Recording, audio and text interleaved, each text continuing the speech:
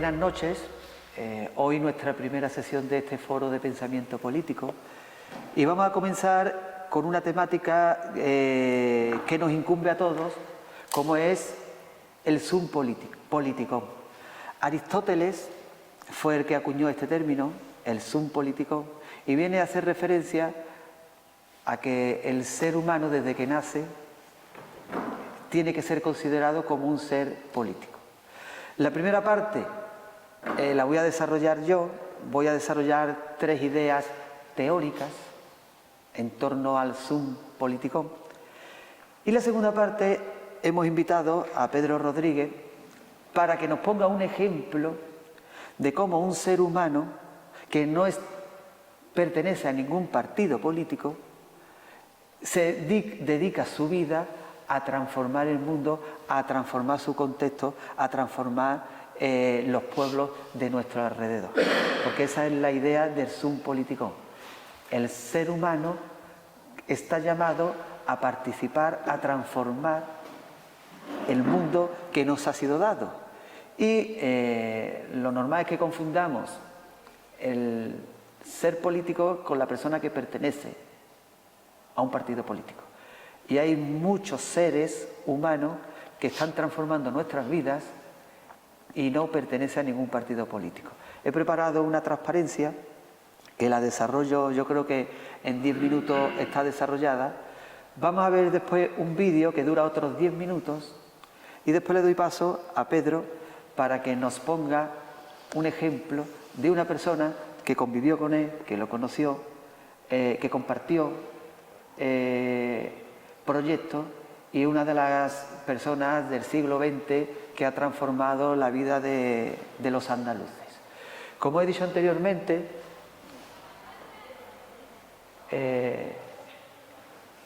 el sum politikon es de Aristóteles, que significa animal político. La diferencia entre el ser humano y el animal es que el ser humano está en el mundo y actúa en el mundo. Y los animales están en el mundo, pero no tienen la capacidad de actuar, de transformar lo dado. Esa es la gran diferencia. Por eso los seres humanos somos animales políticos, porque político viene de polis. Perdona, sí. Tienes que quedarte sentado. Bueno, tengo que mover. Vale.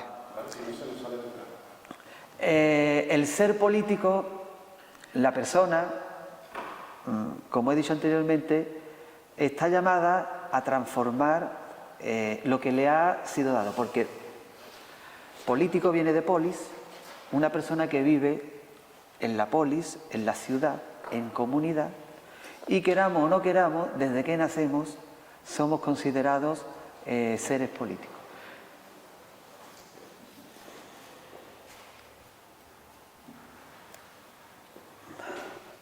Muy importante, porque todavía ustedes escucháis en nuestras vidas cotidianas a muchas personas que dicen que son apolíticas.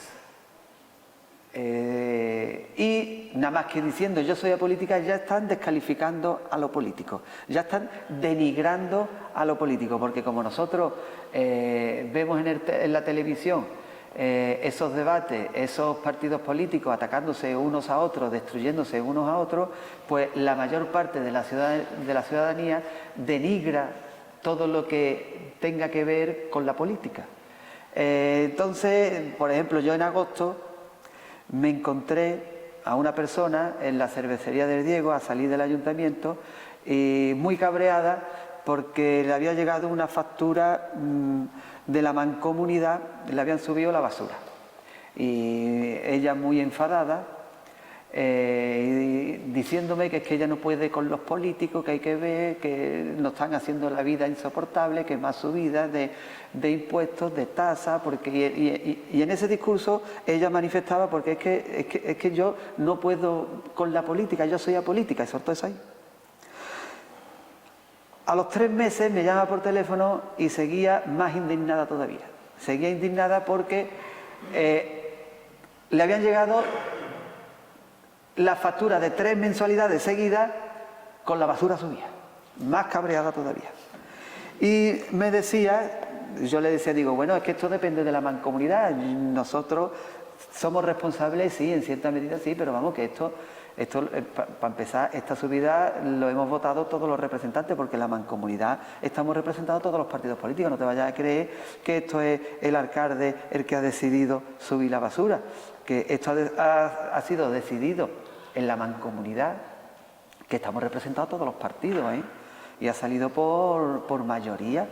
Pues yo estoy muy enfadada porque lo que no se puede consentir, que yo vivo sola, yo cómo voy a pagar lo mismo que una familia con 5 miembros, que generan más residuos y es la misma tasa, el mismo impuesto para esa familia que para mí. Digo, pues mira, pues es muy coherente lo que estás diciendo, es muy coherente. Pues yo se lo voy a plantear a la gerente, mañana voy a llamar yo a la gerente y se lo voy a plantear. Y así fue. Llamé yo a la gerente de la mancomunidad, a Lola, y dice, Lola, dame el teléfono de esta vecina de Urmete, que la voy a llamar, yo le voy a explicar de dónde vienen las subidas, etcétera, etcétera, etcétera. Y dice, alcalde, por cierto, que es muy coherente lo que dice esta mujer, ¿eh? Esto se puede estudiar en la mancomunidad, de diferenciar las familias por miembros. Digo, pues llámala y se lo explica. La llamó, me devuelve la llamada, nuestra vecina. Dice, Pepe, muchas gracias, vaya simpática que es la gerente. Digo, mira, me alegro, vaya simpática. Que por cierto, le he hecho un escrito con la propuesta que yo te he hecho, dice que la van a estudiar. Digo, muy bien que has hecho.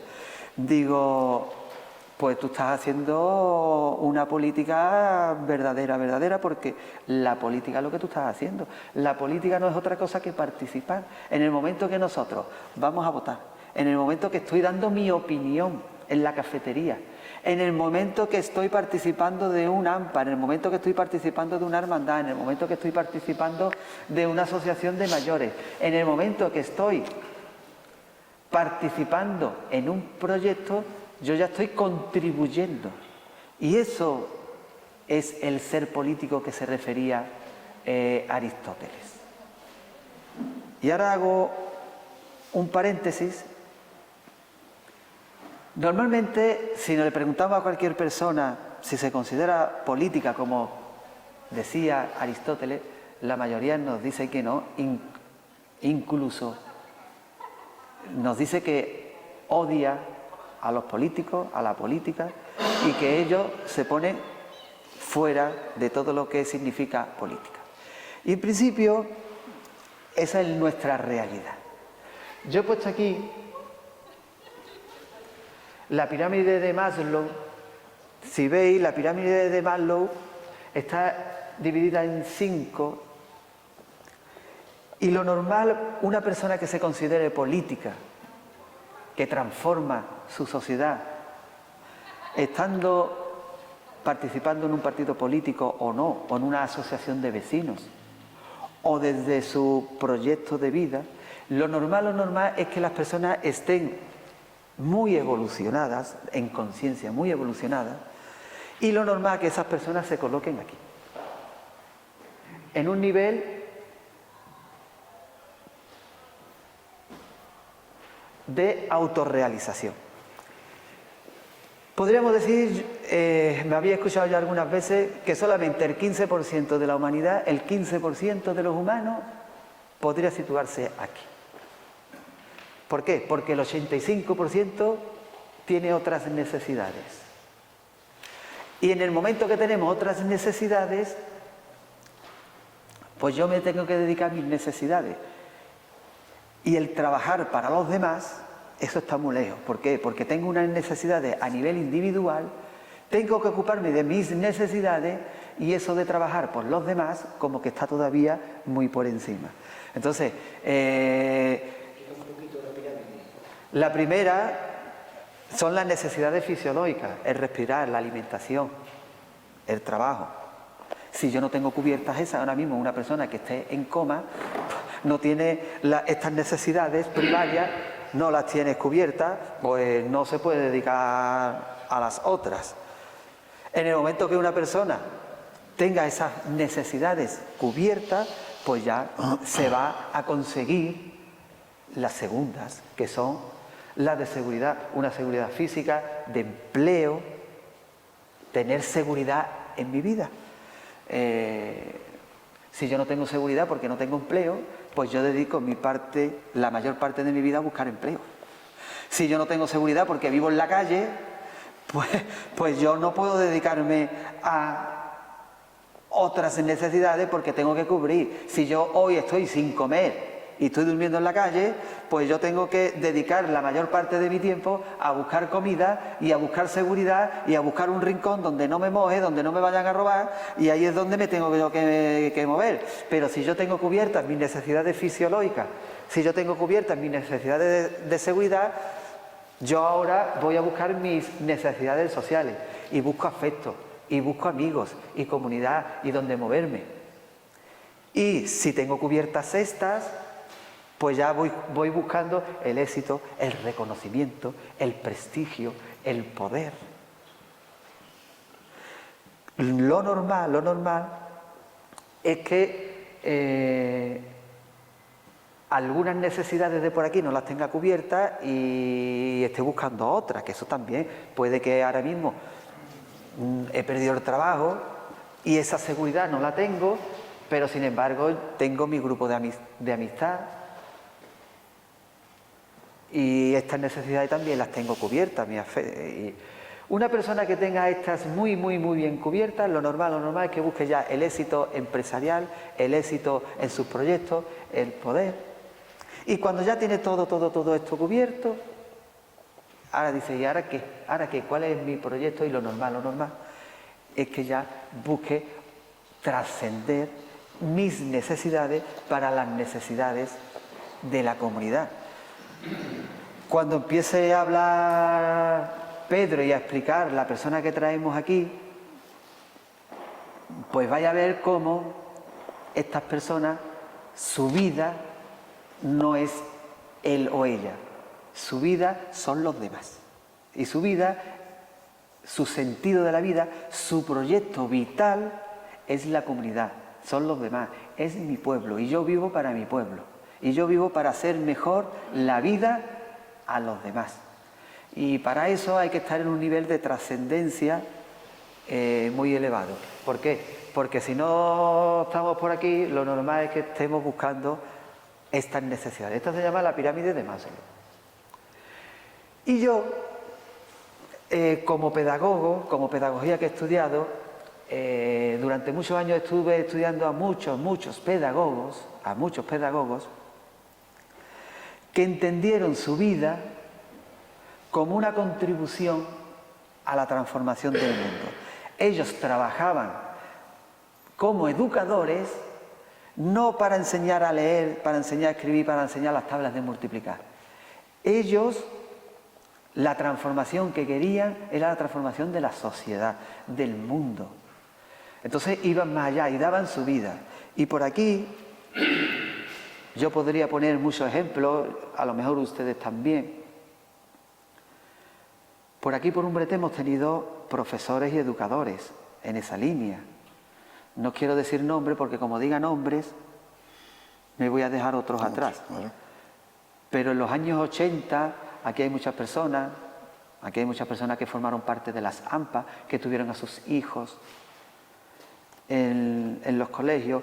Coincidió con ese cambio tan grande que íbamos buscando, que salíamos de una dictadura y íbamos buscando una democracia, unos derechos que antes no se tenían, y esos profesores formaban parte de un cambio revolucionario que inspiraban y no le importaba dedicar sus recreos, y cogían a los niños en sus recreos, en sus horas de descanso, y le daban clases. Y aquí, en Los Pintores, en El Príncipe Felipe, se llevaban a los niños, le daban clases y los inspiraba para que formaban parte del conservatorio, y los enseñaban a música, los enseñaban a solfear, y por la tarde iban y seguían con las clases. Que yo pienso ahora, esos profesores que antes le dedicaban todo el día, iban también los sábados y hacían teatro, iban por los pueblos con los niños. Digo, ahora qué complicado es encontrar tiempo para que un profesor le dedique, porque con nuestras obligaciones, le dedique la mañana, la tarde, parte del fin de semana a la educación de esos discentes para inspirarlos. Aquí en Umbrete ha habido muchos maestros y esos son los maestros que se han quedado grabados en las mentes de sus alumnos.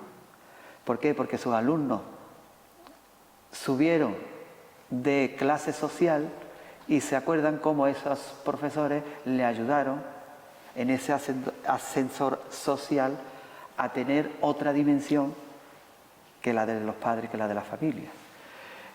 Aquí os puedo decir, dice, estos son los grandes pedagogos del siglo XX. Fernández Soria en su obra Manual de Política y Legislación dice la política como pedagogía para transformar la vida. Freire yo lo estudié y lo trabajé mucho. Freire era un pedagogo brasileño que decía, dice, Freire definía la política como el proceso mediante el cual los seres humanos participan críticamente en un acto transformador. El educador tiene que estar delante de esos alumnos para transformarlos, para criticar lo que hay, criticar y cambiar.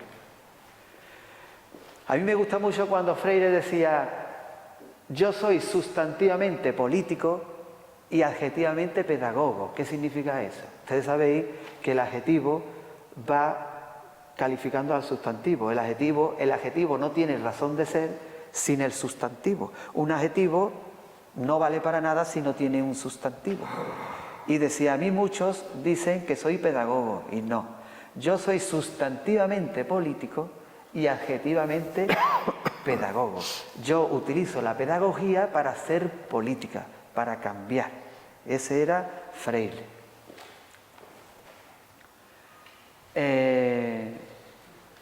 Decía también, dice, si el educador no opta por un modelo humanista y transformador, inevitablemente trabaja a favor del status quo y del sistema establecido. Si la persona no opta por un modelo humanista y transformador a favor de los más desfavorecidos y que más necesitan el hecho político, inevitablemente trabaja a favor del status quo y del sistema establecido. O sea, esta gente decían, los educadores, los pedagogos críticos transformadores decían, no puedes ser tú un educador neutro.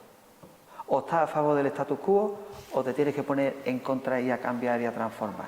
Como te mantengas neutro, participas de este grupo. O sea, o eres de aquí o eres crítico y transformador. Y ya para terminar, traemos en mis charlas con Pedro, me habló de una persona que yo no conocí hasta que él me habló de ella. No era docente, no era profesor, no pertenecía a partido político. Y sin embargo, en los años 70, en los años 80, en la última parte del siglo XX, pues transformó la vida de muchos jornaleros, gente del campo, y era cura, era un cura muy peculiar, porque su lucha siempre estuvo a favor de los más necesitados. Y eso muchas veces, la mayoría de las veces, conllevaba que lo persiguieran, que lo metieran en la cárcel, que la Guardia Civil redactara informes considerándolo como una mala persona, pero que pasaron los años, la historia un poquito le dio lo que le tenía que dar, lo puso en su sitio, y dice Pedro, ahora cuando veníamos entrando, que todavía la historia le debe a esta persona. Él es Diamantino García Acosta, cura que estuvo muchos años, cura, nació en Salamanca, pero a los 2 años estaba en el Cerro del Águila. En el Cerro del Águila pasó toda su niñez y cuando se ordenó cura lo enviaron a la Sierra Sur, a los Corrales, y allí se hizo jornalero.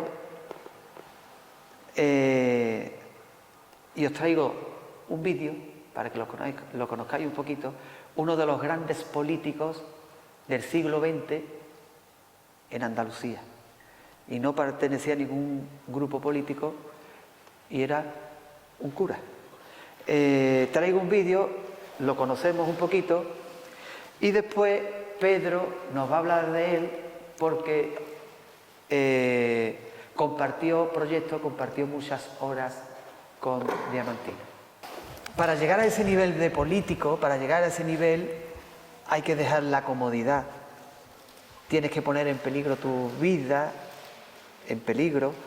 Tienes que elevarte por encima de los miedos, porque ahora mismo muchos de los políticos, pues seguramente estaremos en la pirámide de Maslow, en la pirámide, pues estaremos en el nivel 3, en el nivel 4, pero subir al nivel 5, el poner en peligro tu pellejo, el dar tu vida por los demás, pues ya eso no se da mucho entre los políticos. Si es nosotros que nos critican en las redes sociales y ante las críticas lo pasamos mal, continuar esta gente con informes de la Guardia Civil, metiéndolos en las cárceles, con juicios y todo, porque su vida la entendía como dedicada a los demás, a transformar el mundo. Entonces, esas características pues se ven perfectamente: el no tener miedo, el dar la vida por los demás, el ser muy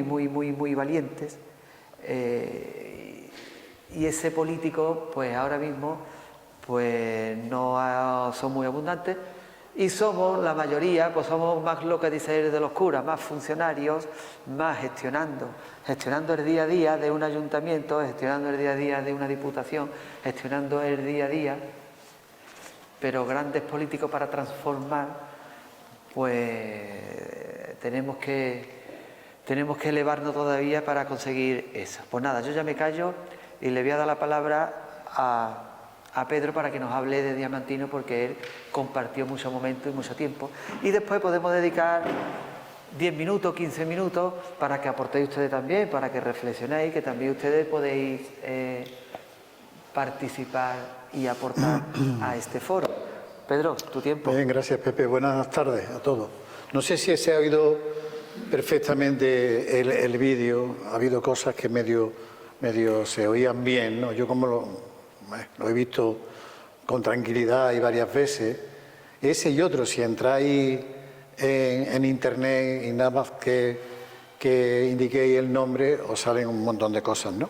Hombre, Pepe, el aspirar a tener un comportamiento en la vida como esta persona, como Diamantino, pues la verdad es que es un reto muy complicado, muy complicado. A él se le unían dos cuestiones. Una, como persona, que lo tenía claro, como ciudadano, para lo que estaba aquí en esta vida. Y a eso le unía a él su gran, ¿cómo diría yo?, convicción cristiana del Evangelio. Entonces ahí hay un componente muy potente, ¿no? A todo el mundo no se le puede pedir, quizá, sobre todo la segunda parte, que uno puede ser cristiano o no. Pero aun dejando esa, en la primera parte ya hay un compromiso enorme. Efectivamente, yo tuve la suerte de coincidir con él, porque yo soy de La Roda, un pueblo de la Sierra Sur, y aunque estaba en Sevilla, iba por allí, y por la relación que yo tenía también del seminario, en fin, de otros tiempos, pues participaba con él y un grupillo de curas que había por allí. Cuando él efectivamente va para Martín de la Jara y Los Corrales, van tres más. Va uno de Pedreras, que está todavía, Enrique, y va de Agua Dulce. Después había otro por allí cerca, que está todavía en otra acción, salió de cura, que es Esteban, sí, Esteban, que es el secretario de Sevilla Coge. Y entonces, bueno, pues teníamos unas reuniones cada 2 semanas en Martín de la Jara o en Los Corrales, echábamos un rato allí de reflexión con cosas que habían pasado durante la semana, de la vida del país, y comentábamos y damos nuestra opinión y tal, ¿no? Efectivamente, Diamantino, que empezó a estudiar medicina, porque su padre quería que fuera médico, pues tuvo contactos con algún grupo cristiano y tal, y ya pasó al seminario. Y como él dice, cuando llegó al pueblo, un cura con 26 años en un pueblo como Martín de la Jara y Los Corrales, que entre los dos tienen menos habitantes que Umbrete, sí, dos pueblecillos pequeños, pues, y vio el panorama que había allí, como dice él, el 95% de la gente eran jornaleros del campo. Estamos hablando de hace ya unos cuantos de años, concretamente pues 69, 70, 70 y tanto. Él lo que muchas veces compartía con nosotros, a pesar de que no era fuerte de salud, o tenía también temas de riñones, que qué hacía en la iglesia esperando que fuesen allí quien fuese, que el donde tendría que estar es donde estaba la gente, y la gente estaba en el campo. Y por eso él renunció a la paga de cura, fuera más, fuera menos, pero renunció y se puso como los demás a vivir de su trabajo, de ese trabajo. Él estuvo más de 20 años acompañando, pero no acompañando, yendo como uno más, lo que pasa que no era cualquiera, a la vendimia a Francia, a los espárragos a Navarra. En los hoteles se iba en los veranos. Claro, él era un líder porque era una persona muy preparada en un contexto de gente del campo, de que la gran mayoría evidentemente no sabe ni leer ni escribir. Pues imaginaros esa emigración a Francia a trabajar en las condiciones que allí dispusieran, con lo cual él pues, era un resorte importantísimo. Y además no se escondía, daba la cara. Él decía, entre muchas cosas que decía, que no se puede ser neutro. En la vida no puedes ser neutro. Tú te tienes que declinar. Y lo que no puedes es mirar para otro lado cuando estás viendo la injusticia. Y eso es muy fuerte. Por eso él hablaba ahí que la verdad es solidaridad, es humanidad, y la mentira es aprovecharse de los demás, en definitiva, para beneficio propio, ¿no? Siempre ha tenido una situación muy incómoda, pues porque aunque estemos hablando de los últimos años del siglo pasado, los 80, efectivamente hoy se sorprende uno ver ahí, como se ha visto, informe de la Guardia Civil, pues de alguna manera calificándolo como alguien peligroso, rebelde, como alguien que era un cura que no debería ser cura, en fin, claro, no era un cura al uso, no era un cura al uso, ¿no? Él tenía frases que no sé si han salido ahí, yo he cogido algunas que son muy curiosas cuando habla de la comodidad, ¿no? A ver si la tengo por aquí. Hablando... Bueno, una de ellas dice, todos tenemos la boca en el mismo sitio y todos sentimos la misma necesidad en la barriga cuando llega la hora de comer. ¿Vamos? Eso hacía referencia a que, en definitiva, todos somos iguales, que nadie es más que nadie. Esto dicho ahora parece que es una tontería. Entonces él hablaba y decía literalmente que nadie es más que nadie, ni el blanco es más que el negro, ni el hombre más que la mujer, ni el intelectual más que, bueno, decía no docto, pero los que menos conocen, los que menos información o menos conocimiento tienen, ¿no? La verdad es solidaridad, humanidad, libertad.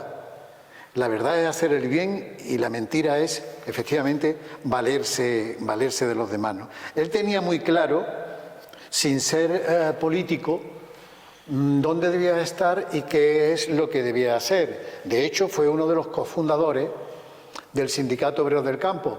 No, yo supongo que no por ideas de lo que hoy entendemos política, sino porque era la idea de agruparse.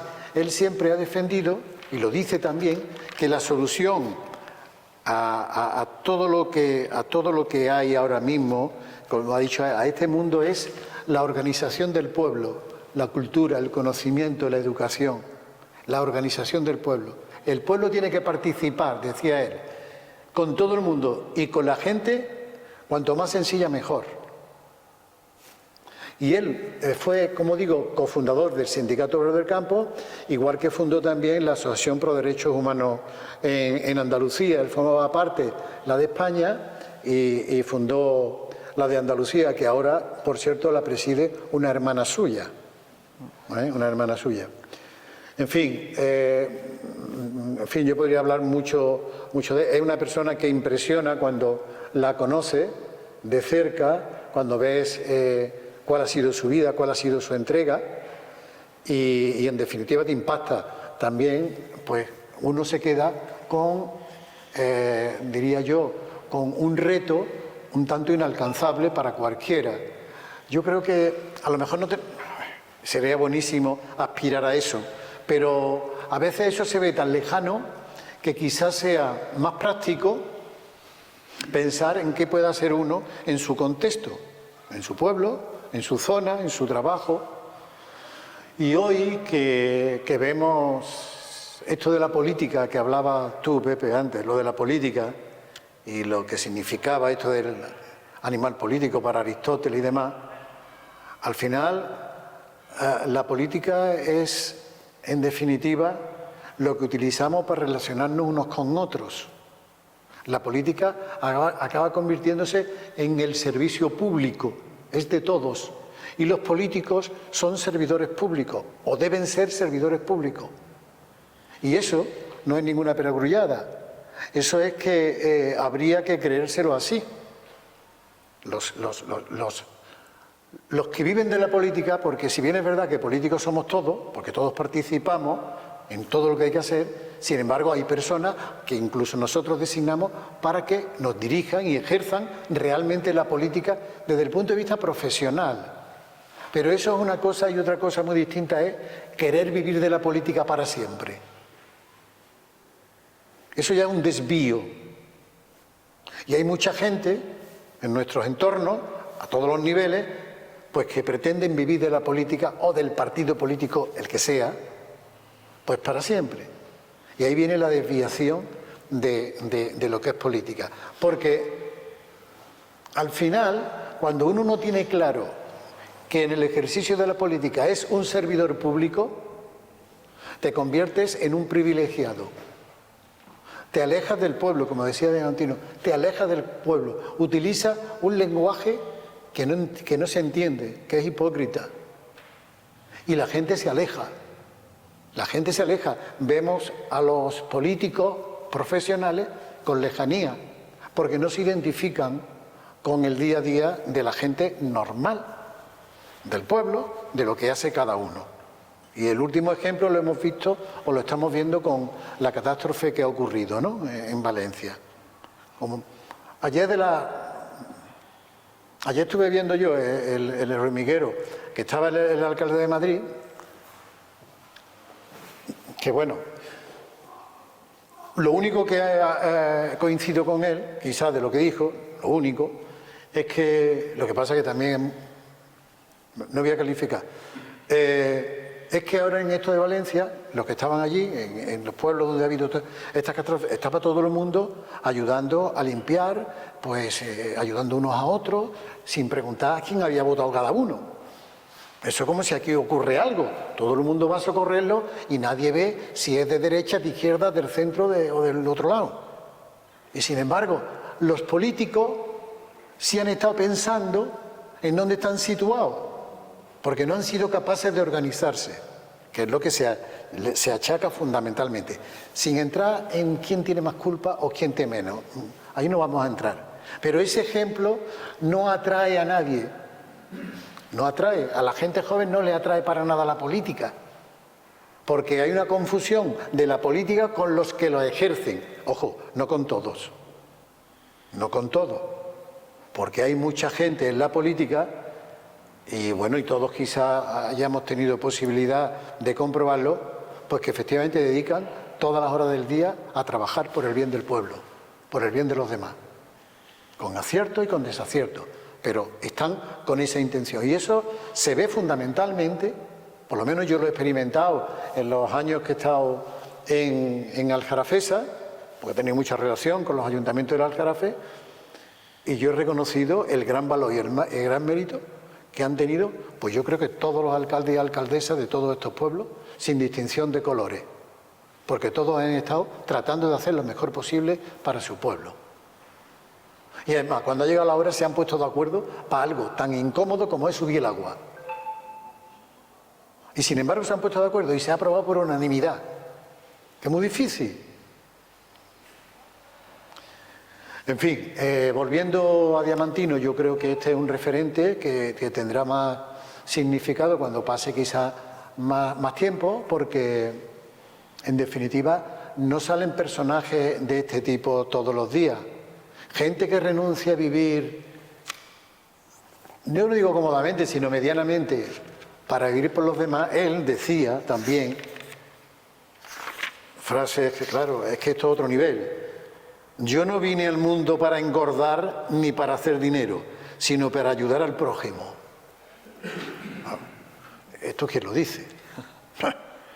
Para cumplir el Evangelio, esto ya con el matiz cristiano, hay que creer en la vida y en la justicia. El privilegio y la vida cómoda no cree más que en la barriga. Eso lo decía él. Mi vida no me pertenece a mí, merece la pena dedicar la vida a los demás. Uno no puede ser neutral ante la injusticia. Venimos al mundo para hacer que sea más habitable. Bueno, con unos cuantos de mensajes de este tipo, pues uno se queda reflexionando, ¿no? Y lo piensa. Y dice uno, coño, esto es muy difícil. Es difícil. Pero una cosa es que esto sea difícil y otra cosa es que no sea necesario que de alguna manera las cosas cambien, ¿no? En otro momento de otra, bueno, que además es una información que está por ahí brujulando por todos lados, hablando de la injusticia y de que el mundo tiene solución si hubiera un buen reparto de los recursos, se viene a decir que el 1% de la población mundial pues tiene el 90% de la riqueza mundial. Y eso lo sabemos. Y eso lo tenemos asumido. Lo tenemos asumido así como una cosa, porque es así. Millonarios, los supermillonarios, los no sé cuántos y tal. Bueno, y por otro lado hay las injusticias que hay, el hambre que hay, la miseria que hay, ¿no? Desde ese punto de vista, de lo que hablaba, efectivamente el mundo no es justo. A mí me decía algunas veces, y hablaba él, estamos hablando de hace más de 40 años, que no entendía las fronteras. Que no entendía las fronteras. ¿Cómo que hay fronteras? Hablando de Europa, no te digo ya en otro sitio, ¿no? Pero ¿por qué frontera? Si todos somos iguales. Y cuando hablaba de la inmigración, la gente viene, como sabemos hoy, huyendo de la muerte, de la miseria, del hambre, buscando. Entonces, en fin, por eso pienso que hay una mezcla, y repito, pues yo incluso he separado lo que puedo pensar que es más razonable desde el punto de vista religión, cristiana, evangelio, de lo que es ciudadanía pura y dura. Y desde luego hay mucha coincidencia en muchas cosas. Sinceramente hay mucha coincidencia en muchas cosas, como puede haberla si comparamos otras religiones, ¿no? Así que yo, en este sentido, lo que saco en conclusión, y sobre todo, si me lo permites, Pepe, por traer una cierta conclusión práctica, y ahora vosotros habláis, una cierta conclusión práctica al momento actual. En estos momentos yo creo que estamos experimentando un descrédito de la política, no por la política en sí. La política en sí es abstracta en el sentido que no hace ni deshace. Somos los que la practicamos. Esto es como la religión, cuando alguien dice, es que yo no creo en Dios, porque es que los curas son... Bueno, pues evidentemente los curas son una gente y Dios será otro, o el Evangelio, o el cristianismo, o el Buda, o lo que sea. Pues aquí pasa igual. La política está muy desacreditada, desafortunadamente. Y los políticos con carácter general, porque encima pagan todos, pues ni que decir tienen, son gente de mal vivir, aprovechados todos. Porque la sangre escandaliza mucho, en cuanto que salen 3, 4, 5 casos de corrupción, pues ya son todos. Y eso no es así. Eso no es, tampoco es justo que se tenga ese pensamiento. Ni todo el mundo está viviendo de la política en el sentido del aprovechamiento. Esta mediodía he estado yo con una persona que tiene un cargo en la Junta de Andalucía, precisamente en temas de agua y tal, que lo conozco de hace más tiempo porque estaba en una empresa privada importante, también de agua. Y le decía, oye, hablando también de esas cosas, digo, Mucha gente cree que esto de los políticos y tal, a la hora del dinero y del cobrar y tal, dice, bueno, hombre, yo cobraba 3 veces más donde estaba. Y yo me lo creo, porque conozco la empresa en donde estaba. Y conozco lo que más o menos se retribuye en el sector público. Yo soy funcionario de toda la vida. Sin embargo, hay una idea totalmente, pues, errónea del tema, absolutamente equivocada.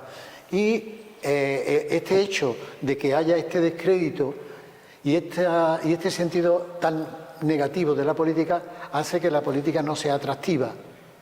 Y cuando ocurre eso, creo que, no sé si te lo decía a ti o a él este mediodía, surgen nuevos ídolos. En la política surgen nuevos ídolos.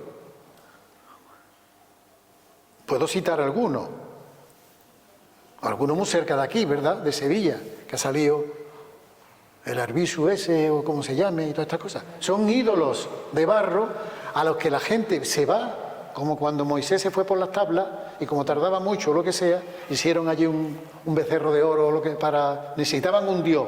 Pues aquí igual, necesitamos a alguien y sale uno diciendo barbaridades y a ese se vota. Está imputado por unos pocos de delitos, pero da igual. Entonces, yo creo que cada uno, en ese ejercicio de la política que nos toca a todos, como decía Aristóteles, pues tenemos que ser responsables de nuestras actuaciones y no mirar para otro lado, no ser como el que no ve la cosa. Hay que tal, y cada uno en su medida, pues comprometerse en lo que pueda, ¿no? Y no pensar que porque uno es solamente un grano de arena no va a servir para nada. Seguramente servirá. Además que es que es nuestra obligación, es que es nuestro compromiso. Yo lo veo ahora mismo, esto del tiempo tiene sus ventajas y sus muchos inconvenientes, pero tiene alguna ventaja. Que has visto más cosas. Y ahora que ya veo a mis nietos, que tienen ya 18 años y que tenemos un buen rollo y están con su abuelo, como su abuelo con ellos, pues me da un poco de miedo cuando lo escucho en algunas cosas y me discuten de cosas ya de la ideología. No, hombre, abuelo, es que tú no... Y digo, pero ¿dónde has escuchado esa barbaridad? Porque, oye, es que hay un altavoz en respecto a la política que parece que está llamando a la rebelión, pero la rebelión radical, por un lado o por otro. Porque pues no lo estaremos haciendo bien. No lo estaremos haciendo bien. Porque la mayoría, la gran mayoría que estamos, esto es como el Betis y el Sevilla, pero ahí está la gran mayoría de sevillanos, está ahí. Evidentemente no está en los que sea del Córdoba o del Cádiz, que son muy buenos, ¿eh? Pero quiero decir, la mayoría están en dos grandes bloques.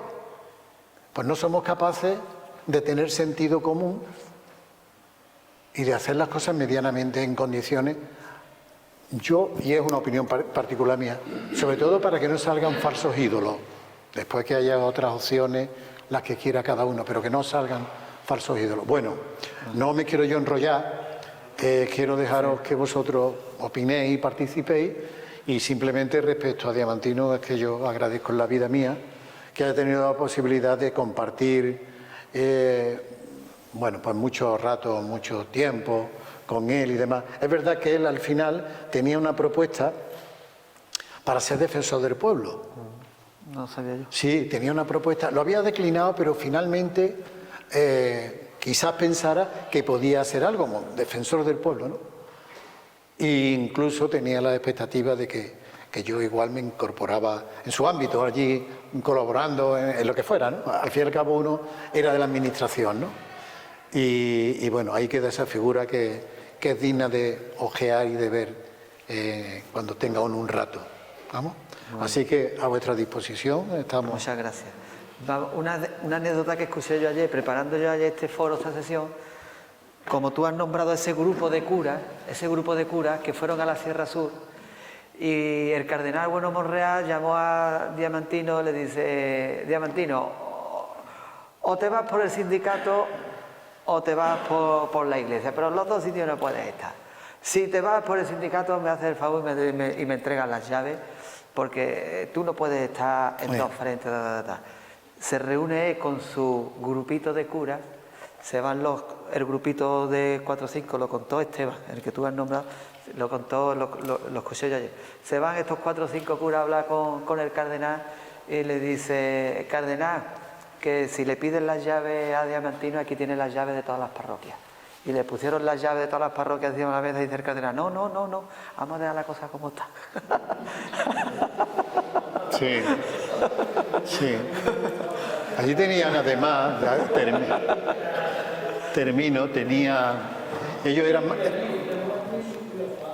ellos cuando llegaron eran jóvenes y había un cura, en ese caso en mi pueblo, en La Roda, yo soy de La Roda, Andalucía, un poquito mayor, Antonio Riejo, que de alguna forma y en la sombra era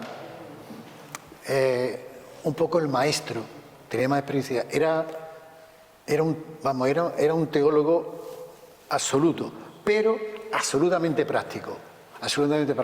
En fin, había allí un grupillo de gente, y ya digo, algunos quedan, Enrique en Pedrera queda y ya está, porque los demás ya salieron de allí. Pues nada, pues en principio nos convocamos, aquí faltan más personas que faltan personas que van a disfrutar también aquí, que yo soy consciente que están fuera.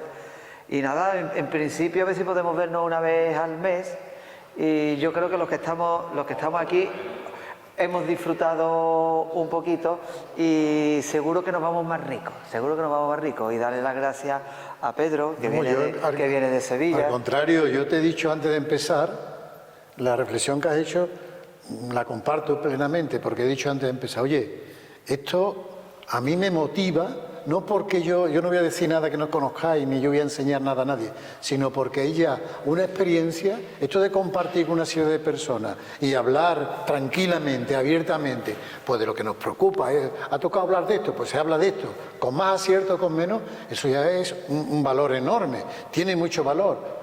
Esto no se usa, no se utiliza, no tenemos tiempo para estas cosas. Exactamente. Vamos lanzados, con lo cual pararnos un día para hablar de esto, bueno, pues ya digo, con más acierto, con menos, pero yo creo que es muy importante.